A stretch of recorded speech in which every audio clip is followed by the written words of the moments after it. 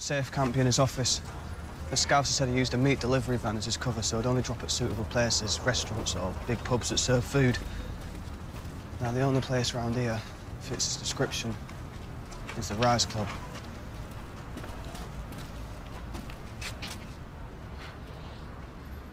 OK. Well, the club makes sense as a dropping point, but why would Roper leave his money in there, not in his own office? He doesn't own the club. Albert's in his pocket, and it puts some distance between him and his money in case he ever gets his collar felt. I suppose his firm looks after the club, so he thinks the safe there is in his own office. Even more so. According to this bloke, the safe's in a basement office with no windows, one entrance, and the door secured like a bank vault. How much are we talking here? At least 60 grand.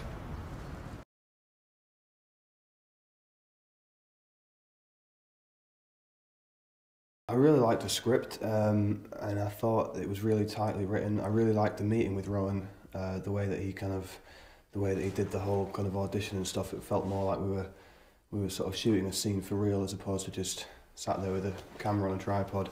So it was really good. He was up and he was filming stuff and moving around and stuff, and that was good. And I just really liked him, and I really liked the part, and I thought it could be a good film. So yeah, I wanted to do it. I think it's a very original script, and it's kind of got loads of different elements, but it's got a really nice sort of British, refreshing feel to it, on a kind of spin on this whole heist film that you see the Americans do so well, but you know, with all the glitzy glamour and knocking off casinos in Las Vegas, you know, for millions and millions of dollars, whereas this is just about a bunch of young lads who knock off a drug dealer for 60 grand.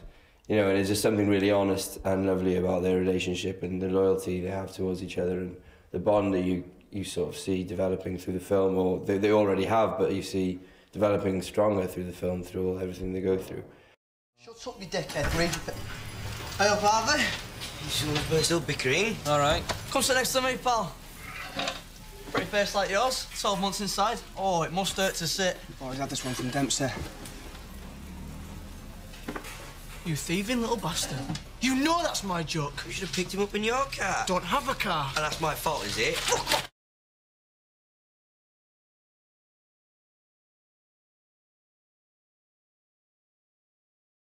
Dodd's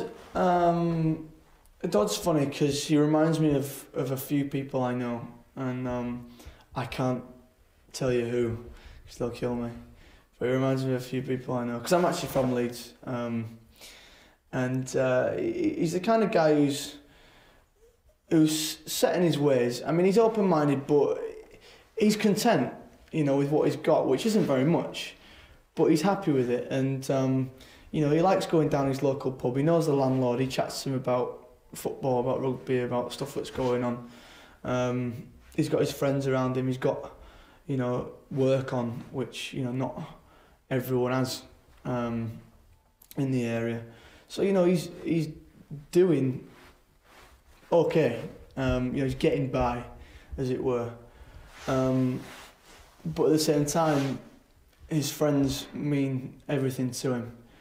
And so when Harvey comes out of prison with this crackpot plan, he's open to it to a degree. But he has his doubts as well, because it means a huge change, a big risk. Dempsey is the loyal best mate, and you know, him and Harvey have, you know, spent their lives together. Yeah, and he's a kind of opportunist. So when he hears about this story, he's like, right, I'm taking this. Yeah, he sells fags and knock off booze to old ladies in flats. He's a good lad. He's one of the lads, really, and he's I think he's quite changed when he comes out of prison. Obviously, that's going to have had a big effect on him.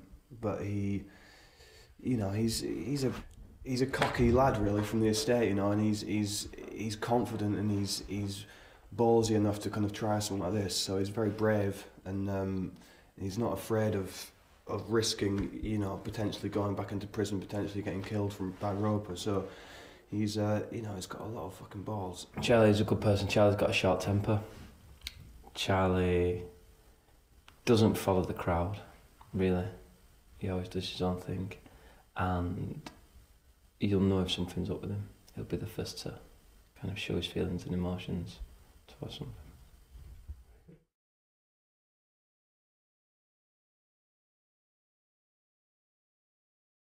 Ewan plays Dempsey, because Dempsey's a bit of a sort of smart ass, and it obviously in the film he's sort of getting knockoff cigarettes and alcohol. Not saying that Ewan dabbles in that at all. He might do. Don't know what he's peddling at the minute, but you know, he's a very smooth talker. He's Ewan. He's very intelligent, very switched on, very confident, and yeah, he's very. I can see him and Dempsey getting on really well. Both very funny characters. Both people who I'd be friends with. You know, Ewan I get on with a great deal, and I think I'd get on with Dempsey pretty well as well. Even when he's been a dick. Dempsey, that is, not Ewan. They're all exactly like the characters. No, well, no, you see elements in each of them. I think that they are quite similar. You know, there are elements, but you need that. But yeah, I don't think, you know, we're all very different to our characters. But I think as soon as we all sat together, we all just clicked into where we felt our character was sort of meant to be within the group. So you get this kind of, you kind of already start acting as soon as you meet each other, and we've all got our defined roles within the group, which every group of mates does have, you know, and yeah, so you kind of really see that straight away.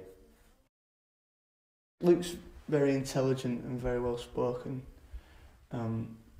like Harvey, and he's kind of got that kind of quietness about him that still has a quiet confidence about him, that is quite I don't know. It's something that he's definitely got that leadership kind of quality, I think, that Harvey has. So that works well. I don't know, because I've only really known them in this world, so I think it's funny that they've sort of become, in my mind anyway, who the characters really. So I don't know. We've spent, you know, we've obviously spent time in the evenings and stuff, and but yeah, there's definitely similar traits, I think, between them. I think it's very well cast. Charlie's commitment to work is very similar to Jared's. You know, Jared approaches acting in quite an inspiring way, actually. I mean, he's very interesting to watch around a film set, because he just tries to take as much information in as possible. It's very interesting.